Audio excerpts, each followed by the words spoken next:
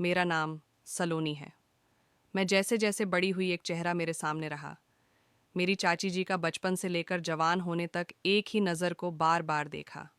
चाची जी पर जुल्म होते हुए हमारे घर के बराबर में ही एक छोटा सा टूटा फूटा सा कमरा था, जिसे हम चाची का घर कहा करते थे। बारिश पड़ती तो उसकी छत टपकने लगती थी। चाची के चेहरे पर हमेशा एक अनजाना सा डर होता था, जैसे उन्हें खुद नहीं पता कि कब यह छत इन पर गिर जाएगी। चाची की दो बेटियां थीं, रमा और प्रेमा। दोनों ही बहुत अच्छी और खुशमिजाज थीं। कभी अपने आंगन में खेलती हुई दिखाई देती तो कभी चाची के हुक्म पर हमारे घर के काम करती हुई दिखती। माँ हमेशा कहती थी कि उनकी माँ तो नौकरानी है, तो फिर यह भी नौकरानी ही रहेंगी। बचपन में तो मुझे यह सब कुछ मामूली सा लगा, लेकिन जैसे जैसे समय गुजरता गया, दिल में बेचैनी होने लगी। माँ को जैसे चाची से कोई पुरानी दुश्मनी थी। वो उनको छोटी छोटी बात पर ताना दिया करती थी। एक बार मैंने सुना था कि चाची ने माँ से कहा कि भाभी, मैं अपनी बड़ी बेटी रमा का स्कूल में एडमिशन करवाना चाहती हूँ। अगर थोड़े पैसे मिल जाए तो आपकी मेहरबानी होगी। माँ ने कहा कि तेरी औकात है कि तू अपनी बेटियों को पढ़ा सके। तेरे और तेरी बेटियों के हाथ में तो झाड़ू ही अच्छा लगता है। चाची खामोश हो गई। वह सुबह सवेरे हमारे घर आ जाती थी और घर के सारे काम नौकरानियों की तरह किया करती थी, और फिर दोपहर में माँ के पैर दबाया करती थी। माँ चाची से अपने छोटे मोटे हर काम उनसे ही करवाया करती थी। चाची तो जैसे इसीलिए ही पैदा हुई हो, वो खामोशी से आगे बढ़ जाती थी। पिताजी तो कभी कुछ कहते ही नहीं थे। उन्हें लगता था कि यह घर की औरतों का मामला है, या फिर वह अपनी पत्नी के मैटर में बोलना नहीं चाहते थे। एक बार मैंने चाची से पूछा कि आप किसी और घर में काम क्यों नहीं करती, वहाँ शायद आपको ज़्यादा पैसे मिला करें। वो मुस्कुराकर कहने लगी कि बेटी, मुझे यहाँ काम करने की आदत पड़ गई है। किसी और जगह जाना मुश्किल लगता है। लेकिन मैं जानती थी कि सच कुछ और था। वो मजबूर थी, उनके पास कोई सहारा नहीं था। चाचा जी तो कब से इस दुनिया से जा चुके थे। एक हादसा उनकी ज़िंदगी ले गया और चाची हमारे घर में कैद होकर रह गई। एक दिन मैंने चाची को अपनी माँ के पैर दबाते हुए देखा। माँ उनको डांट रही थी कि हाथों में जान नहीं है, जोर से दबा। मैं उस समय सिर्फ 10 साल की बच्ची थी। चाची इसी तरह माँ की डांट सुन सुनकर अपने काम पूरे करती रही, और उनके लिए सब कुछ रोज़ का था।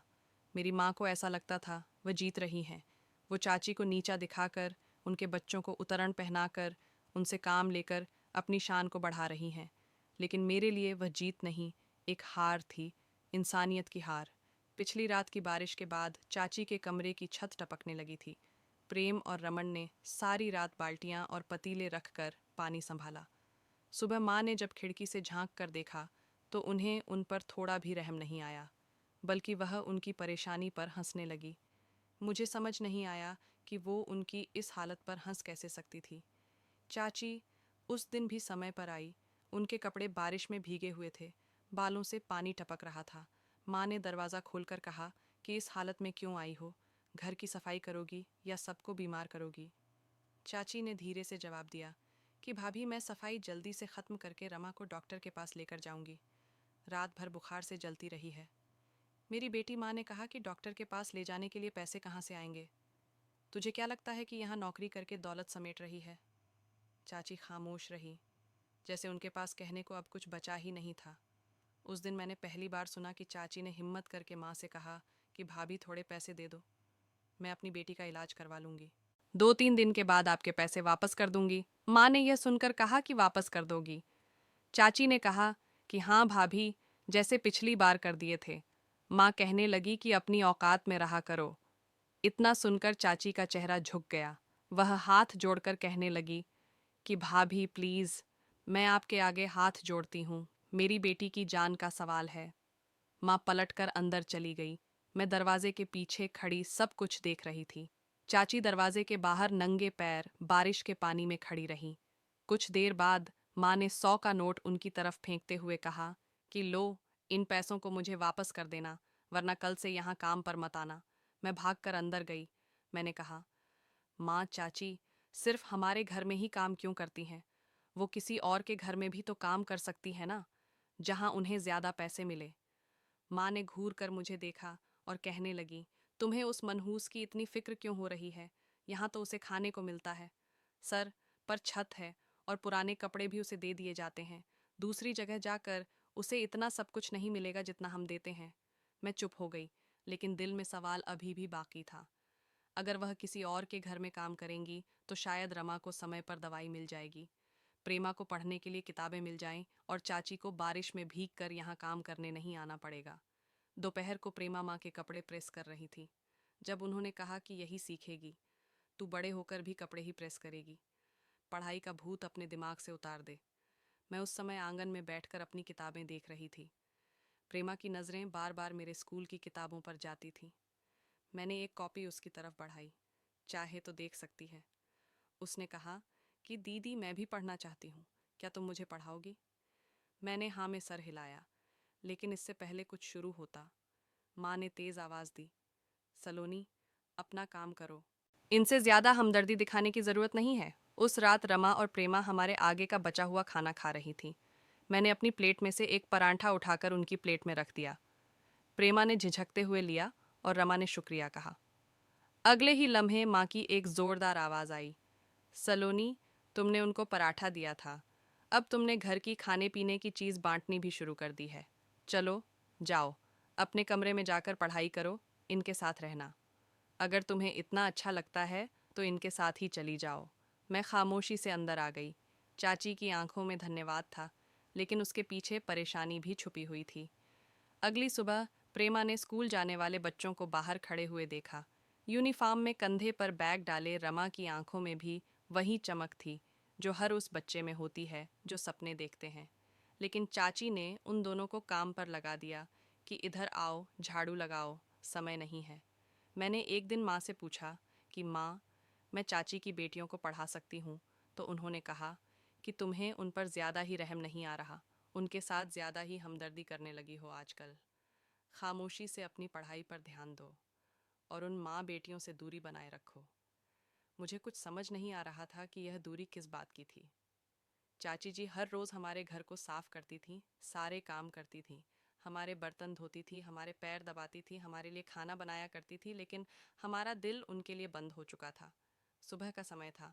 माँ दरवाजे पर खड़ी हुई थी और उनके हाथ में कपड़ों की एक बड़ी सी पोटली थी। चाची, जो अभी अभी पोछा लगाने के लिए पानी की बाल्टी लेकर आई थी। माँ ने कपड़ों की पोटली ज़मीन में फेंकते हुए कहा कि यह सब धो देना, आज मेरी सहेलियाँ आ रही हैं, कपड़ों पर एक धब्बा भी नहीं होना चाहिए। चाची ने झुककर कपड़े उठाए और कुछ देर बाद वह कपड़े धोने के लिए बैठ गई। चाची जल्दी जल्दी बड़ी सफाई से कपड़े धो रही थीं, जैसे वह सिर्फ कपड़े नहीं बल्कि बरसों के धब्बे धोना चाहती हूँ। मैं खड़ी वहीं सब कुछ देख रही थी। रमा और प्रेमा खड़ी हुई, मेरी माँ के हुक्म का इंतज़ार कर रही थी। तभी माँ ने प्रेमा को आवाज़ लगाई, प्रेमा जाकर किचन की सफाई करो। प्रेमा तेजी से बढ़ी।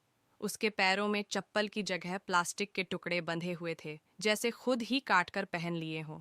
पिताजी अंदर बैठे अखबार पढ़ रहे थे। मैं धीरे से उनके पास गई। मैंने कहा, पिताजी, चाची हमारे घर का बहुत काम करती हैं, उस पर भी माँ चाची को बहुत परेशान करती हैं। आप माँ से कुछ कहते क्यों नहीं हो? पिताजी ने बिना अखबार से नज़र हटाए जवाब दिया, बेटा, घर के मामलात औरतें ही संभालती हैं, हमें तो दखल अंदाजी नहीं करनी चाहिए। मैंने सोचा था दखल ना देना कभी कभी बहुत कुछ छीन लेता है, इज्जत, इंसाफ और कभी कभी इंसानियत भी। दोपहर को चाची तेल की प्याली लेकर आई। माँ ने कहा, ज़रा मेरे पैरों की मसाज कर दो। चाची ने धीरे से उनके पैरों पर तेल लगाना शुरू किया। माँ उन पर ज़ोर ज़ोर से चिल्लाती, ठीक से मालिश करो, हाथों में जान नहीं है क्या? फिर थोड़ी देर के बाद माँ ने चाची से कहा कि तुम्हें शुक्र करना चाहिए कि तुम हमारे घर में रहती हो, वरना कहीं और तो दर दर की ठोकरें खाती।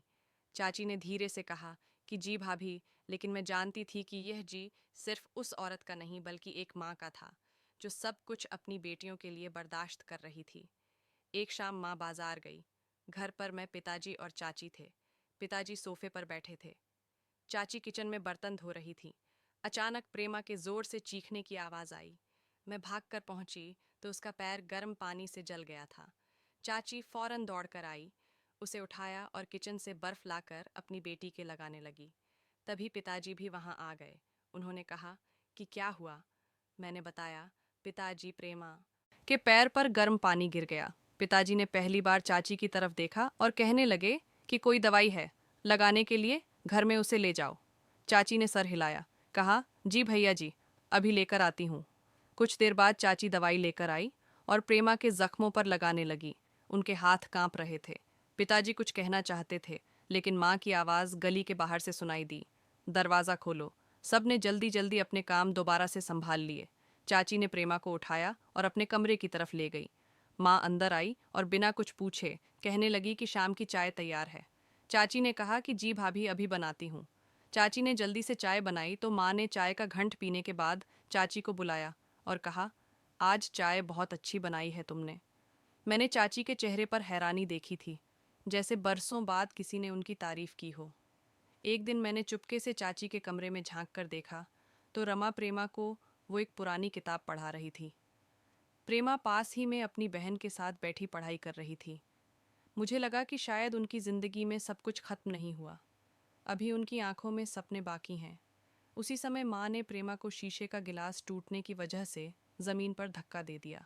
वो गिरी तो उसके घुटनों में चोट आई, खून बह रहा था। वह रो रही थी। चाची ने उसे उठाया, उसके चोट पर कपड़ा बांधा और खामोशी से उसे उठाया। कहने लगी कि रो मत बेटी, अगर तुम रोई तो मैं टूट जाऊंगी। मेरी आंखों में भी आंसू आ गए थे। मैं सिर्फ खड़ी उनको देख रही थी। शायद मेरे दिल में उस दिन पहली बार चाची के लिए सिर्फ हमदर्दी नहीं, बल्कि इज्जत भी जागी थी। मेरे एक भाई भी थे, अंगद भैया, जो दिल्ली में पढ़ने के लिए गए हुए थे, लेकिन अब उनकी जॉब भी लग गई थी और उन्होंने पापा के अकाउंट में अपनी पहली सैलरी भेजी थी। उन्होंने यह खुशखबरी जब माँ को फ़ोन पर सुनाई तो माँ की खुशी के ठिकाने नहीं रहे थे। माँ ने पिताजी से कहा कि देखिए कि हमारे बेटे ने आपके खाते में अपनी पहली सैलरी भेजी है। ऊपर वाला मेरे बेटे को ऐसे ही तरक्की दे, मुझे अपने बेटे पर बहुत गर्व है। भैया से बात करने के बाद फ़ोन बंद करते हुए माँ ने पिताजी से कहा कि मैं सोच रही हूँ कि हमारे बेटे की नौकरी लग गई है, वह अब कमाने लग गया है, तो हमें इस खुशी में एक पार्टी रखनी चाहिए जिसमें हम अपने सारे दोस्त और रिश्तेदारों को बुलाएं। ऐसा मौका बार बार थोड़ी ना आता है। पिताजी कहने लगे कि जैसा तुम ठीक समझो। पार्टी के इनविटेशंस की शुरुआत हो गई थी। माँ ने बाजार की तरफ जाते हुए मुझसे कहा कि सलोनी, अपनी चाची से कह देना कि घर की बहुत अच्छे से सफाई कर लें। कोई भी कमी बाकी नहीं रहनी चाहिए, कहीं पर भी गंदगी नहीं रहनी चाहिए। चाची जी ने सुना तो बस जी कहाँ और काम में लग गई। मैंने देखा कि वह सुबह से शाम तक घर के कोने कोने को साफ करने में बिजी थी। रमा और प्रेमा भी उनके साथ घर के सारे कामों में हाथ बटा रही थीं। माँ ने दोपहर को बाजार से आने के बाद अपनी शॉपिंग किए हुए सारे कपड़े दिखाए, जिसमें वह बहुत महंगी महंगी साड़ियाँ लेकर आई थीं। कुछ कपड़े मेरे लिए भी लेकर आई थीं। मैं उनके पास ही खड़ी हुई थी। वह अपने सारे कपड़े मुझे दिखा रही थी। उन्होंने शॉपर से कीमती और डिज़ाइनर साड़ी निकाली, जो कि बहुत ज़्यादा सुंदर लग रही थी, जिसकी कढ़ाई बेहिसाब चमक रही थी। माँ ने कहा कि देखो बेटा, मैं यह पहनूंगी। कल पार्टी में मुझे देखकर सबकी आंखें फटी की फटी रह जाएंगी।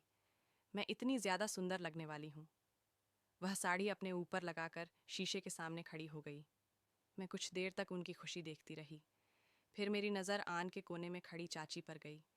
उनके कपड़े बहुत पुराने और फटे हुए थे। उनके हाथ में झाड़ू थी और चेहरा उदास था। मैंने माँ से कहा, माँ, आपकी अगर कोई पुरानी साड़ी हो तो उसे निकाल दीजिए। चाची के कपड़े भी बहुत पुराने और फटे हुए हो रहे हैं। कल पार्टी में वह भी कुछ अच्छा सा पहन आएंगी। उनकी हालत देखी, कम से कम कल वह आपकी दी हुई साड़ी को पहन लेंगी तो उन्हें भी खुशी नसीब होगी। माँ ने कहा, क्या कहा तुमने? इस सुनीता को मैं अपने कपड़े दूं? तुम पर हमदर्दी का ज्यादा ही भूत सवार नहीं हो गया बेटा? तुम्हारी हमदर्दियां तो इन माँ बेटियों के लिए कुछ ज्यादा ही जाग रही हैं। किसी भीख मांगने वाली औरत को दे दूंगी, लेकिन तुम्हारी चाची को कुछ नहीं दूंगी।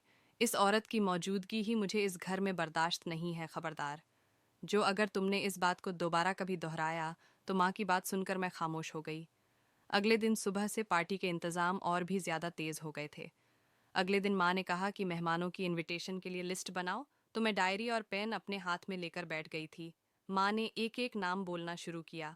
हमारे सारे रिश्तेदार, माँ की सहेलियाँ और पिताजी के कुछ दोस्त, सब लोगों को लिस्ट में ऐड कर लिया गया, तो मैंने चाची का नाम खुद ही सबसे आखिर में लिख दिया। कुछ देर के बाद माँ ने मेरे हाथ से डायरी ली, लिस्ट चेक की और अचानक रुक गई। उनकी उंगली चाची के नाम पर आकर अटक गई थी। फिर उन्होंने डायरी के उन पेपर्स को निकालकर टुकड़ों टुकड़ों में फाड़ दिया। कहने लगी, ये आखिर तुम्हारी क्या हरकत है? तुम सुनीता को इनविटेशन देना चाहती हो। आखिर किस हैसियत से नौकरों को इनवाइट नहीं किया जाता? वह तो बस काम करने के लिए होते हैं। मैंने डरते हुए कहा, माँ बस ऐसे ही लिख दिया था। आप चाहती तो उनका नाम काट भी सकती थी, लेकिन आपने तो पूरी लिस्ट ही फाड़ दी माँ को। और ज्यादा गुस्सा आ गया।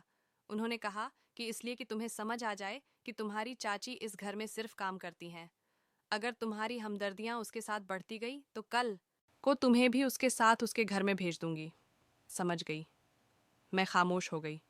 मुझे बुरा तो लगा था, लेकिन मैं माँ के आगे कहाँ कुछ बोल सकती थी। चाची बहुत अच्छा खाना बनाया करती थी। माँ ने उन्हें खाना बनाने की लिस्ट पकड़ा दी थी, जिसमें बहुत सारी वैरायटी का खाना बनाना था। चाची खाना बनाने की तैयारियों में लगी हुई थी। रमा सब्जी काट रही थी और प्रेमा बर्तन निकालने में लगी हुई थी। चाची, प्रेमा और रमा, उन तीनों को ही 1 मिनट की भी फुर्सत नहीं थी। चाची ने अपनी दोनों बेटियों से पहले ही कह दिया था कि 1 मिनट के लिए भी आराम करने के लिए मत बैठ जाना। मेहमान आ रहे हैं। मुझे कोई शिकायत का मौका नहीं चाहिए। मैं चाची की तरफ हैरानी से देख रही थी कि मेरी माँ का दिल जीतने के लिए वो क्या कुछ नहीं कर रही थी। और दूसरी तरफ मेरी माँ थी, जो कभी भी उन पर तरस नहीं खाती थी। माँ की आवाज़ सुबह से शाम तक गूंजती रही थी। कभी वह किसी को कोई काम बताती तो कभी कोई काम, बर्तन संभालो, सोफे के कवर्स बदलने हैं, और हाँ, डिनर सेट निकालो। वह चाइना वाला। मैं भी घर के किसी न किसी काम में बिजी थी, लेकिन माँ यह बात समझ रही थी कि मैं चाची और उनकी बेटियों का काम हल्का करना चाहती हूँ, इसलिए कोई ना कोई काम तलाश कर रही हूँ। माँ ने मेरा बाजू दबाया और कहने लगी कि तुम्हें क्या ज़रूरत पड़ी है उनके साथ काम में हाथ बटाने की? अरे, इन लोगों को हमने इस घर में क्यों रखा हुआ है? इसलिए ना कि यह हमारी नौकरानी बनकर रहें।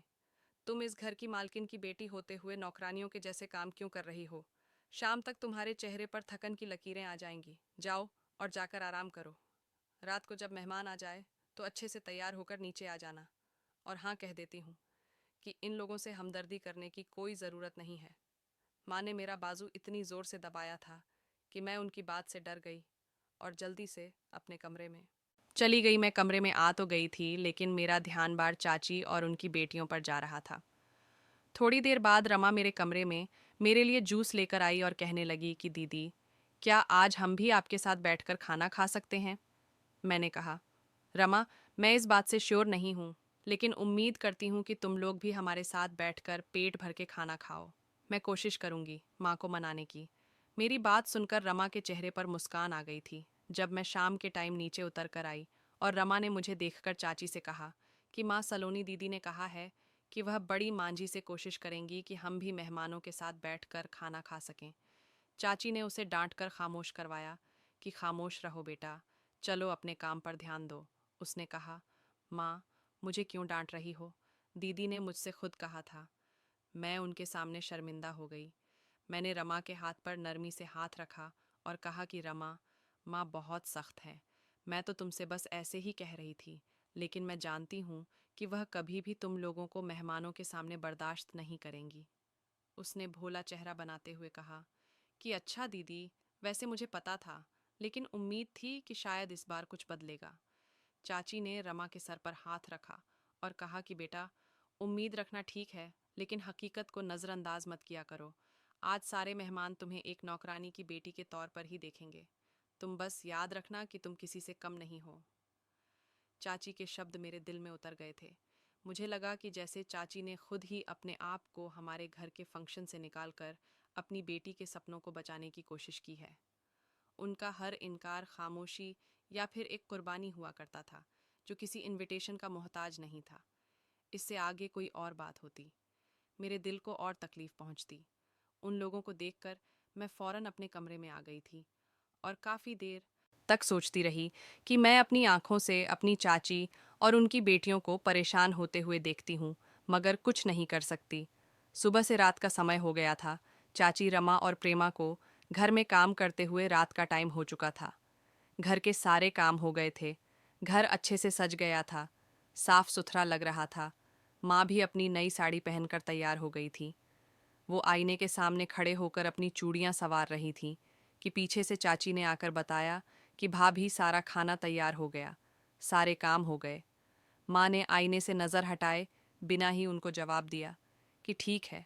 और सुनो, मेहमानों के सामने किचन में ही रहना, बहुत बड़े बड़े मेहमान आ रहे हैं। अगर मुझे तुम्हारी ज़रूरत पड़ी तभी मैं तुम्हें सामने बुलाऊंगी, वरना बेवजह आने की ज़रूरत नहीं है।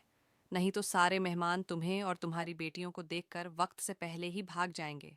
चाची का चेहरा थोड़ा सा झुक गया था। उन्होंने कहा कि अच्छा ठीक है, भाभी जैसा आप कहोगी मैं वैसा ही करूंगी। 9 बजे तक सारे मेहमान आने शुरू हो गए थे। बेचारी चाची ने इतने ढेर सारे मेहमानों का खाना अकेले मिलकर बनाया था। उनका शरीर थक कर चूर हो चुका था। उनको देखकर लगता था कि वह बहुत थकी हुई हैं। रमा और प्रेमा का भी कुछ ऐसा ही हाल था। माँ सारे मेहमानों से खुशी खुशी मिल रही थी और सबका ध्यान अपनी तरफ खींच रही थी। सब कुछ उनकी मर्जी के मुताबिक हो रहा था। वह सारे मेहमानों से बातचीत करने में बिजी थी, लेकिन मेरी नज़रें अभी भी चाची को तलाश कर रही थीं, जो किचन में छुपा हुआ खाना गर्म कर रही थी। उनके कपड़े भी सुबह से काम में लगे होने की वजह से बहुत ज़्यादा गंदे हो गए थे। उन पर ढेर सारे दाग आ गए थे। उनके माथे पर पसीने की लकीरें थीं।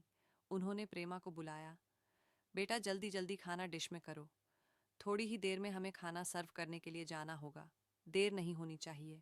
तभी प्रेमा ने कहा कि माँ आज हम बहुत थक गए हैं, अब तो शरीर में हिलने की भी जान नहीं है। मुझे तो थकन की वजह से भूख भी नहीं है। मैं तो कहती हूँ कि हम घर चलते हैं। चाची कहने लगी कि नहीं बेटा, यह तुम कैसी बातें कर रही हो। अभी तो हमने मेहमानों को खाना भी नहीं खिलाया। हम यहाँ से ऐसे कैसे जा सकते हैं बेटा। हिम्मत करो और काम करो, शायद हमारे नसीब में यही लिखा हुआ है।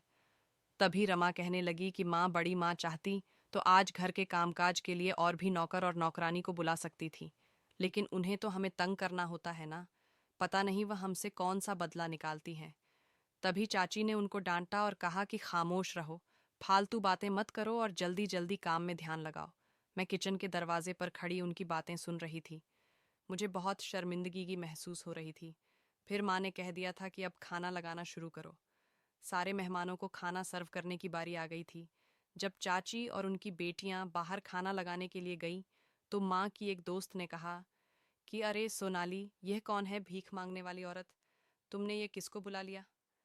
माँ ने हंसते हुए कहा कि यह हमारे घर की नौकरानी है। तभी माँ की दूसरी सहेली कहने लगी, अरे, मैंने सुना है कि तुम्हारी देवरानी भी तो तुम्हारे साथ रहती है। वो कौन है? माँ कहने लगी कि यही तो मेरी देवरानी है। इसकी औकात नहीं है इतनी कि मेरी देवरानी कहलाए। हमारे घर की नौकरानी है। मैं तो इसे नौकरानी ही बनाकर रखती हूँ।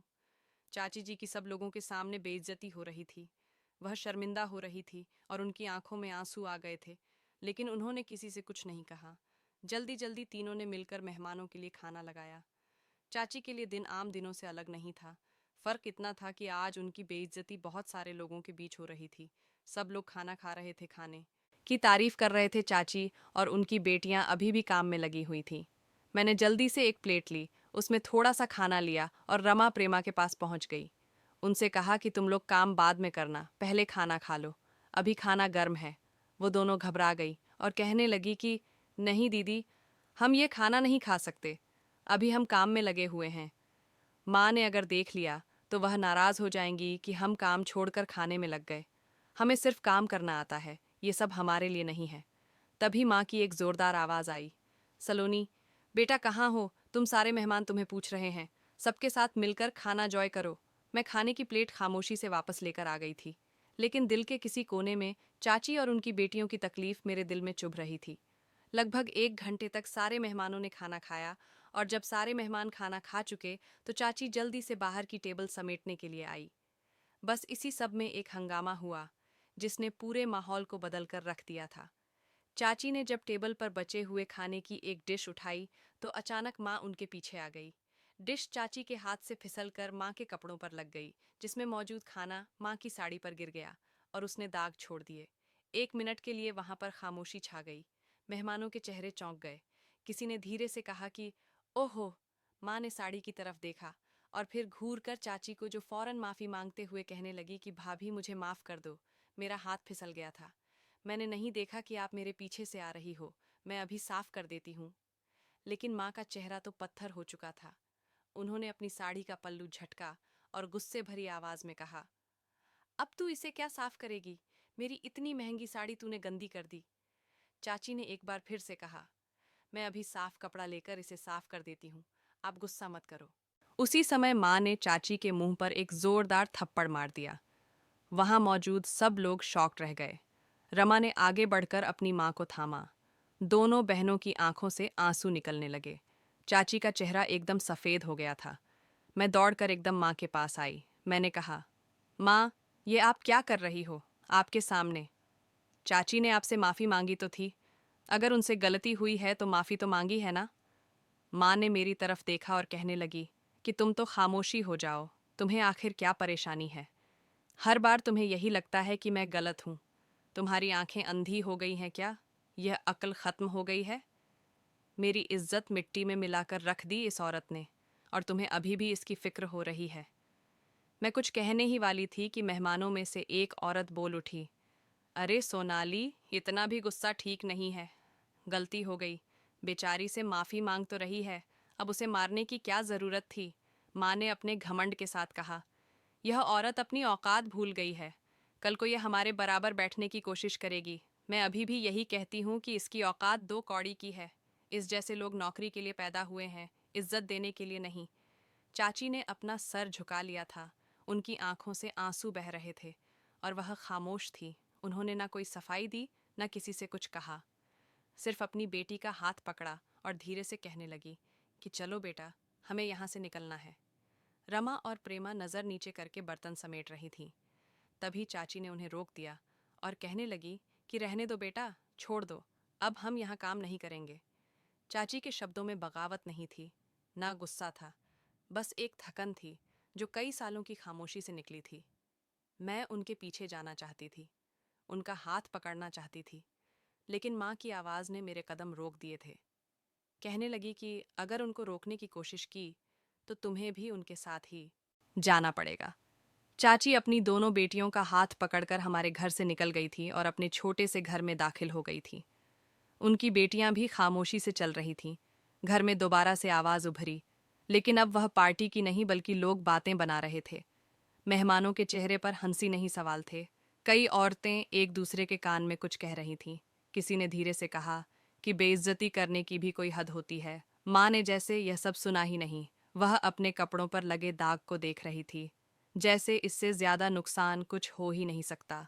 कहने लगी कि मेरी इतनी कीमती और सुंदर साड़ी खराब कर दी। पहली बार मुझे लगा शायद इज्जत देने और लेने की हैसियत कपड़ों में नहीं, बल्कि इंसान के बिहेवियर में होती है। पार्टी खत्म होने के बाद अगले दिन का माहौल पूरी तरह से खामोश था। कल जो हमारे घर में मेहमानों की आवाज़ गूंज रही थी, आज वहां सिर्फ बर्तनों की खनक सुनाई दे रही थी।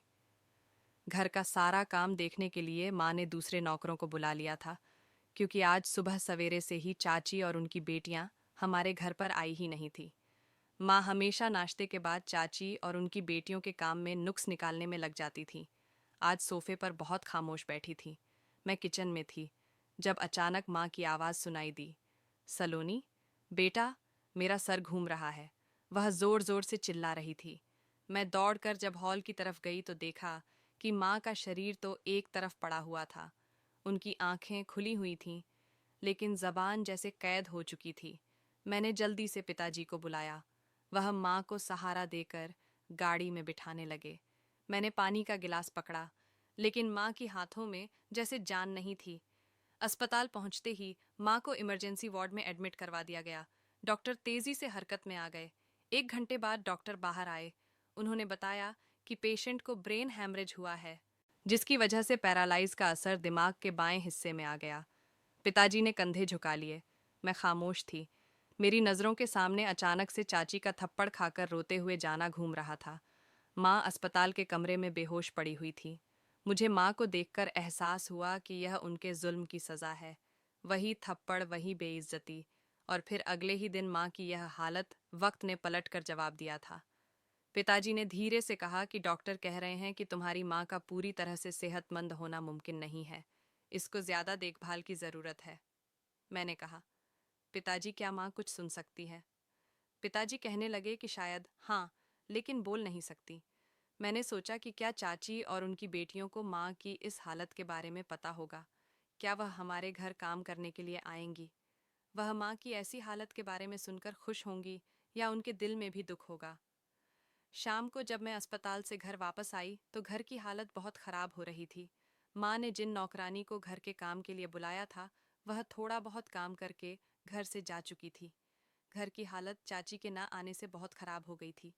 प्रेमा और रमा की मौजूदगी की घर में आदत सी हो गई थी। पिताजी ने मुझसे कहा कि बेटा, अब तुम्हें ही घर संभालना पड़ेगा। तुम्हारी माँ की जिम्मेदारी अब तुम्हारी जिम्मेदारी है।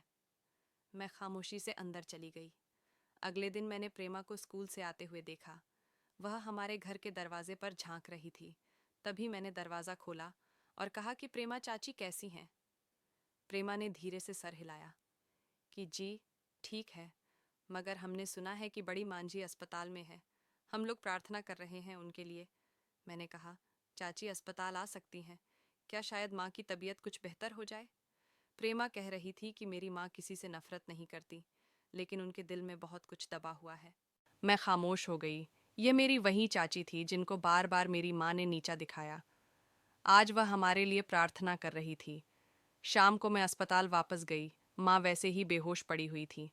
मैंने माँ को देखकर सोचा कि यह वही औरत है जो दूसरों को अपनी उंगली के इशारे पर नचाया करती थी। आज उनकी उंगली खुद हरकत नहीं कर पा रही।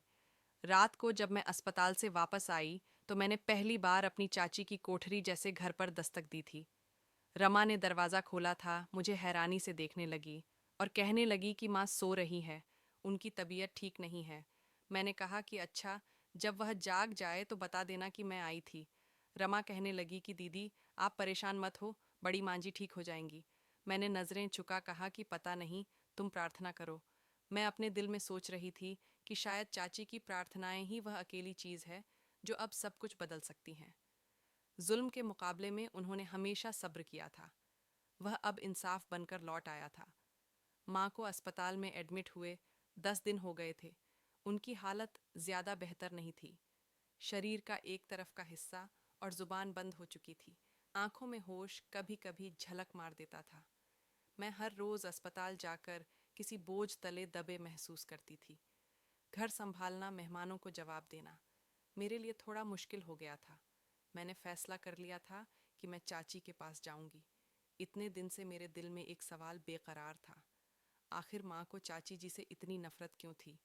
वो कभी भी चाची को नहीं समझ सकी। मैंने उनके घर के दरवाजे पर जाकर दस्तक दी तो रमा ने दरवाज़ा खोला। अंदर दाखिल होते ही मैंने चाची को उनके कमरे में बैठा पाया था। उनका चेहरा बहुत कमज़ोर था, लेकिन आंखों में वही ठहराव। मैंने कहा, चाची जी। उन्होंने नज़र उठाकर मेरी तरफ देखा। मैं उनके सामने बैठ गई थी। मैंने कहा, मैं आपसे एक बात कहना चाहती हूँ। उन्होंने कहा कि बोलो बेटा। मैंने दोनों हाथ उनके सामने जोड़ दिए। मैंने कहा कि मैं आपसे और आपकी बेटियों से अपनी माँ की तरफ से माफ़ी मांगती हूँ, वो जो कभी खुद ब खुद ना कह सकी, लेकिन मैं दिल से शर्मिंदा हूँ। चाची ने मेरे हाथ पकड़ लिए और कहने लगी कि बेटा, तुम क्यों माफ़ी मांगती हो? तुम्हारा क्या कसूर है? मैंने कहा, मेरी परवरिश मेरी माँ के हाथों हुई है। जो कुछ भी मैंने देखा, जो कुछ भी सीखा, उसमें खामोशी और सिर्फ तमाशा देखना ही शामिल था। मैंने आप पर होते हुए जुल्म को कभी नहीं रोका, बस महसूस किया। मेरी आवाज़ कांप रही थी।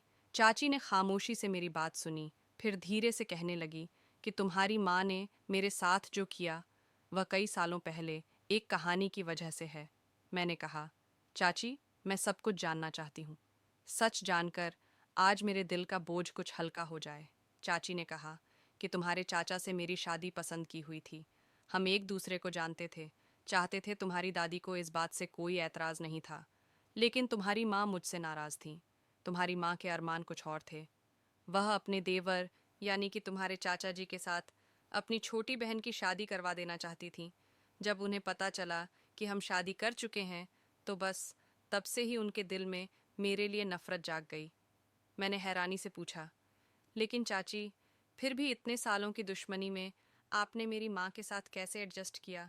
उन्होंने बताया कि शादी के कुछ साल तो बहुत अच्छे गुजरे। तुम्हारे चाचा बहुत अच्छे इंसान थे, मुझसे बहुत मोहब्बत किया करते थे। मैंने अपना सब कुछ छोड़कर उनके साथ नई जिंदगी शुरू कर दी थी, लेकिन जब एक हादसे में उनकी मौत हो गई तो मेरी जिंदगी उजड़ गई और तब से ही तुम्हारे घर के दरवाजे पर आई। तुम्हारे पिता ने तो मुझे स्वीकार किया, अपना दिल बड़ा करके कहा कि यह घर तुम्हारा भी है, तुम यहाँ रह सकती हो। शुरू में मुझे लगा कि सब कुछ ठीक हो जाएगा, लेकिन भाभी के दिल में तो पुरानी नफरत छुपी हुई थी। उन्होंने मुझसे बदला लेना शुरू कर दिया। मैंने कहा, फिर भी आप उस घर में रहती रही। उन्होंने आंखों में आंसू भरकर कहा, हाँ, क्योंकि मेरा इस दुनिया में कोई नहीं है। मायके वाले सब मुझसे नाराज थे। कोई मुझे माफ करने के लिए तैयार नहीं था, क्योंकि मैंने उनकी मर्जी के खिलाफ जाकर शादी की थी। और जब मेरा पति चला गया तो मेरे पास कुछ बाकी नहीं रहा था। मेरे माता पिता तो कई सालों पहले गुजर गए थे। भैया भाभी ने मुझे घर में रखने से साफ इनकार कर दिया था।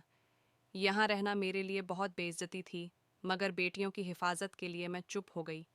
ये सब कुछ सुनना मेरे लिए नया था, लेकिन चाची के चेहरे पर ऐसा सुकून था जैसे कई सालों से यह सब उनके सीने में जी रहा था।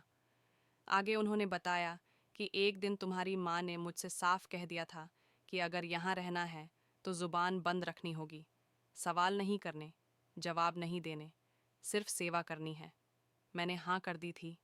मेरी शर्त सिर्फ इतनी थी कि मेरे बच्चों को छत मिली रहे। बेटा, अपने बच्चों की खातिर मैंने यह सब कुछ किया। तुम्हारी माँ का हर जुल्म खामोशी से बर्दाश्त करती रही। मैंने कहा, चाची, मैं जानती थी कि ऊपर वाले की लाठी बे आवाज़ होती है। माँ बोल नहीं सकती, लेकिन शायद अंदर से सब कुछ सुन रही है। वो अब माफ़ी मांगना चाहती है। चाची ने कहा कि मैं महसूस कर सकती हूँ। तुम्हारी खातिर मैं तुम्हारी माँ को दिल से माफ़ कर चुकी हूँ। उनके लिए प्रार्थना भी कर रही हूँ कि वह ठीक हो जाए। चाची जी का वह पहलू जो कभी शब्द ना बन सका, आज मेरे सामने खुलकर आ गया था, जिसको मैंने कभी समझने की कोशिश नहीं की। मैंने चाची से कहा कि चाची, आप जैसी माँ शायद ही कोई हो। आपने अपनी बेटियों के लिए जो कुछ सह लिया वो नाकाबिले बर्दाश्त है। चाची ने कहा कि बेटा, अब तुम घर जाओ। तुम्हारी माँ ठीक हो जाएगी। मैं उनके लिए प्रार्थना कर रही हूँ। मैंने कहा कि आप माँ को माफ़ करने के लिए और उनको देखने के लिए अस्पताल जाओगी ना। चाची ने कहा कि अच्छा ठीक है बेटा, ज़रूर मिलूंगी, लेकिन उस नीयत से नहीं कि उनसे कुछ सुनूं या उन पर कोई इल्ज़ाम रखूं। बस उनकी आंखों में झांक कर उन्हें यह एहसास दिलाना है कि मैंने उन्हें माफ़ कर दिया है। मैं अगले दिन अस्पताल गई तो मैंने माँ को इस बारे में बता दिया था कि चाची आपसे मिलने के लिए आना चाहती हैं। वो कुछ कह तो नहीं सकती थी, लेकिन बात सुन सकती थी। माँ बिस्तर पर खामोश लेटी हुई थी। चाची दरवाजे पर रुकी और धीरे धीरे आगे बढ़ी। उन्होंने माँ की तरफ देखा, उनके कदमों के पास जाकर रुक गई। कुछ देर ऐसे ही खड़ी रही। फिर उन्होंने धीरे से कहा कि भाभी, मैं जानती हूँ कि तुम सुन रही हो। तुम्हारी खामोशी भी आज सब कुछ कह रही है। मैंने सब कुछ माफ़ कर दिया है। वह सारी बातें, सारी बेइज्जती और वह सारे ताने जो आपने मुझे हमेशा दिए। जो आप कहना चाहती हो वह भी मैं सुन चुकी हूँ। तुम्हारी बेटी ने तुम्हारी तरफ से माफ़ी मांग ली है और मैंने कबूल कर ली है। तभी अचानक माँ की आंखों से आंसू टपकने लगे। उनके शरीर में थरथराहट होने लगी। उनकी आंखों से बहते आंसू इस बात का सबूत है कि वह सुन रही थी। उन्होंने कहा कि हाँ भाभी, मैंने तुम्हें माफ़ कर दिया। दुनिया की हर माँ से गलती हो सकती है, लेकिन तुमने जितना सहना है, अब शायद तुम्हें सुकून मिल जाएगा। मैंने चाची से कहा कि आप जैसी औरत बहुत कम होती हैं। उन्होंने पलट कर कहा कि बेटा, बस यह प्रार्थना है कि मैंने जो सहा वो किसी और को सहना ना पड़े। माँ के कमरे में अब एक सुकून था। मैं चाची की तरफ से बहुत खुश हुई थी। माँ का इलाज जारी था। भैया भी दिल्ली से वापस आ गए थे। माँ के लिए बहुत परेशान हो रहे थे। कुछ दिन गुजरने के बाद माँ को होश आ गया था। हम तेज़ी से उनके कमरे में पहुँचे। माँ की आंखें खुली हुई थीं, लेकिन जुबान अभी भी खामोश थी। मैं माँ के पास गई और कहने लगी कि मैं आपकी बेटी हूँ, कि आप कुछ कहना चाहती हैं। माँ की आंखों में आंसू आ गए। मैंने कहा, माँ, आपको फिक्र करने की ज़रूरत नहीं है। चाची ने आपको माफ़ कर दिया। वो कुछ कहना चाह रही थी, लेकिन ज़बान साथ नहीं दे रही थी। भाई को भी जब माँ की हरकतों के बारे में पता चला तो वह भी शर्मिंदा हो गए थे। शाम को जब पिताजी आए तो उन्होंने कहा कि बेटा, मैंने एक फ़ैसला किया है, तुम्हारी माँ की परेशानी और कम हो जाए। इसलिए मैं पिताजी को हैरानी से देखने लगी। उन्होंने कहा कि जिस घर में हम रहते हैं वह घर सिर्फ मेरा ही नहीं, बल्कि तुम्हारे चाचा जी का भी है। कानूनी तौर पर मेरे पिताजी ने यह घर हम दोनों भाइयों के नाम कर दिया था। मेरा छोटा भाई तो इस दुनिया में नहीं है, मगर उसकी पत्नी और उसकी बेटियां तो हैं। तुम्हारी माँ चाहती थी कि वह इस पूरे घर की हकदार बनी रहे। तभी तो छोटी सी कोठरी उन माँ बेटी को रहने के लिए दे दी और खुद पूरे घर पर कब्जा करके रहने लगी। मैं चाहता हूँ कि ईमानदारी से घर के 2 हिस्से कर देता हूँ, एक मेरा और एक तुम्हारे चाचा का। जो कि तुम्हारी चाची को मिलना चाहिए, वो बहुत ही परेशान है और उस छोटी सी कोठरी में बड़ी परेशानी से अपनी ज़िंदगी गुजार रही है। तुम्हारी माँ चालाकी दिखाना चाहती थी, पूरे घर पर अपना ही कब्जा करना चाहती थी, तभी तो उसने अपनी देवरानी को हमेशा अपने जूते की नोक पर रखा। लेकिन अब ऐसा नहीं होगा। मैं चाहता हूँ कि हम पर और परेशानियों के पहाड़ ना टूटे, तुम्हारी माँ को और तकलीफ ना सहनी पड़े। इसलिए कल वकील को बुलाकर मैं घर का आधा हिस्सा तुम्हारी चाची के हवाले कर दूंगा। मैं और भैया पिताजी की बात से खुश हुए थे। भैया ने कहा कि पिताजी, यह तो आपने बहुत ही अच्छा किया। शायद आपके ऐसा करने से माँ को थोड़ा और सुकून मिल जाए, उनकी सज़ा में थोड़ी और कमी आ जाए। अगले दिन पिताजी ने ऐसा ही किया। चाची को बुलाकर उनको सब कुछ बता दिया और कहा कि अब इस घर के आधे हिस्से में तुम्हारा और तुम्हारी बेटियों का हक होगा। चाची की आंखों में आंसू आ गए थे। उनकी बेटियों ने हैरानी से देखा और कहा कि माँ, अब हम यहाँ रहेंगे। पिताजी ने कहा कि नहीं बेटा, तुम अपने घर में रहोगी। उसी दिन डॉक्टर ने कहा कि आपकी माँ की तबीयत में कुछ सुधार आया है, जिसे सुनकर हम लोग खुश हुए थे। वक्त गुजरता गया और माँ की तबीयत में कुछ सुधार आने लगा। डॉक्टर ने कहा था कि आप लोग चाहें तो घर पर भी इनका इलाज कर सकते हैं, लेकिन इसके लिए आपको इनका बहुत ख्याल रखना होगा, वक्त पर दवाइयाँ देना और वक्त पर उनके सारे काम करने होंगे। चाची ने कहा कि मैं जिम्मेदारी लेती हूँ, मैं भाभी का बहुत ख्याल रखूंगी। माँ को हम लोग अस्पताल से घर ले आए थे। चाची रमा और प्रेमा ने माँ की खूब सेवा की। माँ कुछ कहने की कोशिश करती थी, उनकी आंखों से आंसू टपकते थे, लेकिन उनकी कंडीशन अभी बोलने के लायक नहीं थी। वह दिल ही दिल में शायद प्रेमा रमा और चाची से माफ़ी तो मांगना चाहती ही थी, साथ ही साथ यह भी कहना चाहती थी कि मैंने तुम्हारे साथ इतना गलत किया और तुम अभी भी मेरी सेवा कर रही हो। ये तुम्हारे अच्छेपन की निशानी है। चाची को उनका हक भी मिल गया। वह हमारे घर में अब नौकरानी बनकर नहीं, बल्कि परिवार का सदस्य बनकर रहने लगी। भैया अब माँ की फिक्र में दोबारा दिल्ली नौकरी करने के लिए नहीं गए और यहीं हमारे साथ रहने लगे। अब हम सब मिलकर घर का काम किया करते थे, माँ की भी सेवा किया करते थे। पहले जो इस घर में हमेशा चाची और उनकी बेटियों की बेइज्जती हुआ करती थी, अब सब लोग एक साथ सुकून से रह रहे थे। माँ तो आज तक ऐसी ही है, बिस्तर पर पड़ी हुई है, लेकिन चाची की सेवा की वजह से वह जिंदा है। मैं कभी कभी सोचती हूँ कि जुल्म करने वाले शायद दुनिया से बच जाते हैं, लेकिन ऊपर वाले की लाठी से नहीं। और वह लाठी जब चल चुकी होती है तो खामोशी से बिना शोर किए पूरी शिद्दत के साथ सज़ा पूरी देती है। मेरी माँ भी शायद आज बिस्तर पर लेटी अपने किए की सज़ा भुगत रही हैं, लेकिन उनकी सज़ा चाची की वजह से कम हो गई। उनके शरीर में सुकून है। भले ही उनका शरीर कोई हरकत नहीं करता, लेकिन अंदर ही अंदर वह खुश हैं, सुकून से हैं और शायद सोचती है कि उन्होंने अपने बीते हुए समय में अपनी देवरानी को इतना परेशान ना किया होता तो शायद आज वह लावारिसों की तरह बिस्तर पर ना पड़ी होती। दोस्तों, उम्मीद करती हूँ आपको हमारी कहानी पसंद आई होगी। कहानी पसंद आई है तो वीडियो को लाइक करें, चैनल पर नए हैं तो चैनल को सब्सक्राइब करें और हाँ, नोटिफिकेशन बेल को ज़रूर दबाएं ताकि अगली अपडेट सबसे पहले आपको मिले।